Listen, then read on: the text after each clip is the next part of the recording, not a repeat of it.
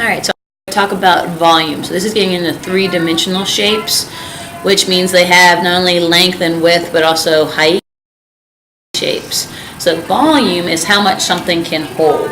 Alright, and we're going to talk about cylinders and prisms, all of which are kind of like tubes, different shaped tubes. So the first one is a cylinder, and we're going to talk about what each of these shapes, their base shape is. So a cylinder looks like this. You can see that the base shape of it is a circle, so it's a circle tube. Another example of a cylinder is this. This is a much longer cylinder, but it still has a circle end, and it's a tube shape. So a cylinder has the base shape of a circle. These base shapes will end up being important, so note what they are. The next one we're talking about is a triangular prism. Now you might guess, based off the name, that a triangular prism has a base shape of a triangle. So here's an example of one. The base is a triangle, and then it's a tube shape, okay? Now the difference between this and the cylinder is that because the cylinder is round, it pretty much just has one side, right, that's wrapped all the way around. All of our prisms are going to have as many flat surface sides. Since this is a triangular prism, it has three faces. These are called faces. Okay, so write that down. The three faces. So these three faces are because of these two ends down here. Now these are also called faces, but these are the ones we're talking about, the sides. So it has two ends that are called faces, that are triangles, and three sides that are also faces. So a triangular prism has a triangle. Guess that this also, the base is a rectangle. You'd be right. So a rectangular prism is something like this. Now the tricky thing about this one is that all sides are rectangles. So you notice on the triangle are rectangles. That's going to be true of any prism, otherwise it wouldn't be a tube shape. So for this, really, you could call anything the base, right? Because it doesn't really matter if you say these two are the bases and these are the sides, and where it's a really short little tube, or you could say that these two are the bases and these are the sides, and it's a longer sort of tube. But the main thing is that it has a rectangular base. It doesn't really matter which side you call the base, okay? And this one has 6 different faces, the 2 bases and the 4 sides, okay? So we got a rectangle base. Cube is just a more specific term for a rectangular prism. A cube has a square base.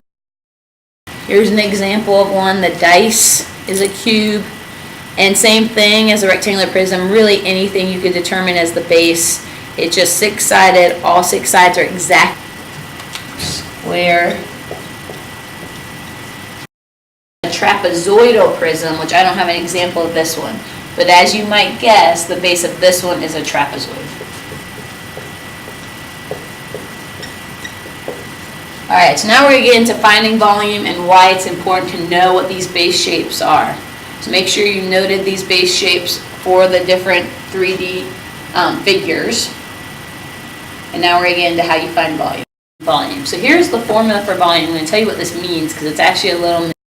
So obviously the V stands for volume. And that equals this big B. Alright, now that's important because the big B, little b's in our other formulas. The little b's, remember, is just the length of the base.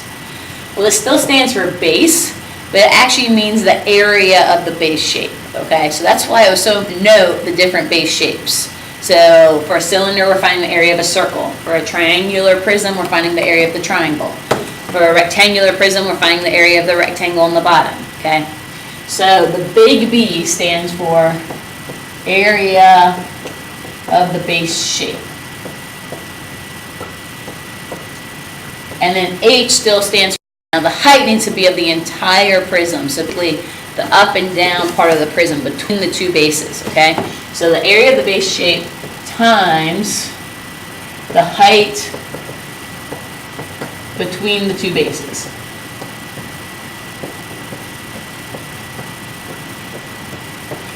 Okay?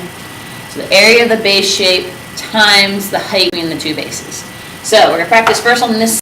So again, like we said, a cylinder, its base shape is a circle, And that's why we still need all these formulas up here, because we're still using of the base shape. So the area of the circle is my pi times the radius squared. So my radius is 7.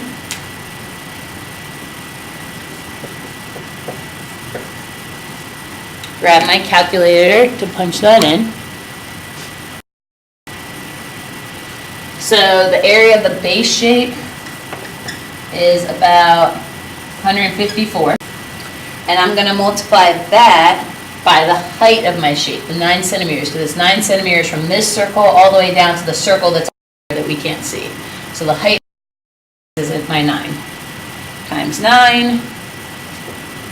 And my volume is about 1,385.4, and it's centimeters cubed, okay? Remember before when we were doing area, it was 2-dimensional. Well, now we're doing volume. It's 3-dimensional. It's filling something up. I'm filling up this cylinder with something. How much liquid or whatever can I fill this with? How much space is within this, okay? So again, volume is the area of the base shape times the height between the two bases. Not the height of the base or anything like that. It gets a little bit more confusing when it's not a cylinder. Cylinder's a little more, but it's the height between the two bases. All right, we're going to practice another shape now. The hardest ones to do. So we're going to go through this one. I'm going to give you another one to try on your own. Same thing with finding volume is you want to find the base. If it's a triangular prism, the base is the triangle. Okay, so first focus on the triangle. So here's my triangle. It's 6 along this side, and then this side I can tell is 7 because it says it over here. So I got 6 by 5 by 7. Okay. Now I'm just focusing on the triangle part right now, and I want to find the area of it. Remember, to find the area of a triangle, I need to do the base times the height divided by 2. And remember, for any of these shapes, the base and the height have to form a right angle. So here's my right angle right here. So that means the base and the height of my triangle are 6 and 5. Okay, now this is lucky, this is a right triangle, so those are the base and the height. If it's not, you're just looking for the height coming out of the. So I'm going to do my 6 times 30 divided by 2. So 6 times 5 divided by 2 means the area of the base shape is 15. Okay, then I need to multiply it by the height between the two bases. This throws some people off, but this is actually the height. It doesn't look like it because everyone thinks height in the two bases. Basically, in other words, in the two bases. It may not necessarily be a straight up and down height, but this is the distance between the two bases, 10 inches. So that's what you're looking for. So you're going to take whatever you got and multiply it by 10. We got 15, so multiply that by 10. So that means my volume is 150 inches cubed. Remember, it's 3-dimensional. So it's a 3D shape, so I do cubed. So 150 inches cubed. I'm going to give you another triangular prism to try on your own now. I want you to try this on your own. Just tell, this is a 4 centimeters along here. Straight up and down here is 6 centimeters. This is a right angle. Right along here, here's 8 centimeters, as well as that side. That side's also 8 centimeters. And then between here and here, 6 centimeters. So go ahead and pause this now and try to figure this out on your own. Alright, so you've already tried to figure it out, so let's see how you did. So, again, this is a triangular prism because I see a triangle as the base. So I'm focusing on that area of the base shape. I'm looking for my base and my height, which need to form a right angle. And there it is right there. There's my right angle. So I got my height is 6, my base is 4. This 8's pretty much useless right now in surface area, but with the volume, base is 4. So 6 times 4, 24 divided by 2 is 12. Then I'm going to multiply bases, which is pretty much just the distance between the two bases, right? And if you want to change that, feel free. You can write distance, if that's clear for you, okay? So the distance between my two triangles is the 6 centimeter. From one triangle to the other is 6 centimeters. So multiply it all by 6. And what is that? 72 centimeters. And do not forget that cubed because it's volume. So if you forgot that cube, add your little cube. So 72 centimeters cubed. All right, let's try one last practice one. Rectangular prism. A cube works exactly the same way because of the parallelogram formula of base times height. And this is by far the easiest one. Like I said, since the base is a rectangle, really any side could be your base. It doesn't really matter. But what's nice is, if I'm area of my base shape, let's say I pick this as my base, all I'm doing to find the area is multiplying times 8.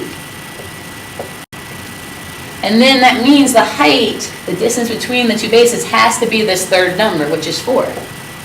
So really, anytime I'm doing a rectangular prism or a cube, I'm really just multiplying the 3 dimensions together, because 2 of them are making up the base area, and the third one is going to be the height between that and its matching base. Okay? So the easiest way to remember a rectangular prism or a cube is just knowing you're multiplying all 3 together. It's pretty easy and straightforward. So do 6 times 8, get 48. 4 ends up being 192 inches cubed, because we're still doing volume, so it's 3-dimensional. So because, I'll go over this again, because a rectangular prism, its base is a parallelogram, and that just means base times height. That means when I'm finding the area of my base shape, I just pick 2 of the dimensions, and so this is the base I'm finding.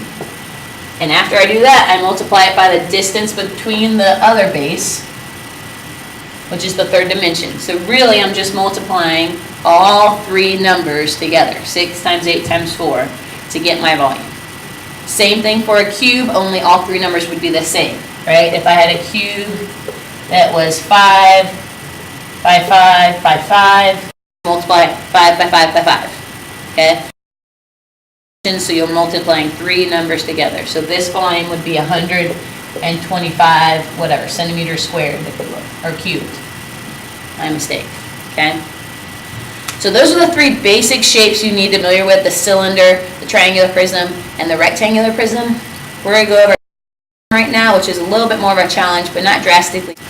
Go ahead and pause it. This is 3 inches long here and there, 2 inches right here, 10 inches, 5 and 4 inches. So if you'd like to try on your own, go ahead and pause it and give it a go. All right, so the only reason I say this is more of a challenge is because the trapezoid base. Other than that, it's not too much harder. So here's our trapezoid. We have to identify the 2 bases. And remember the ones that are parallel. So we got 10 inches, we got 4 inches, because this is the same as this right here. Even though my drawing's not perfect, but you get the idea. So if I add them up, 10 plus 4 divided by 2 is 7. So that average of my bases is 7, times the height is 2. Okay? So the area of my trapezoid here is 7 times 2 is 14. So the area of my trapezoid is 14. I have 2 bases and multiplied it by the height going straight up and down between the 2. So now for volume, all I have left to do is multiplying it by the distance between the 2 bases, which is right here. There's our distance between our 2 bases. From one trapezoid to the other is 5. So to find the volume, I do this area, I multiply it by 5, and I get 70 inches cubed. And that's on volume. So make sure by the distance between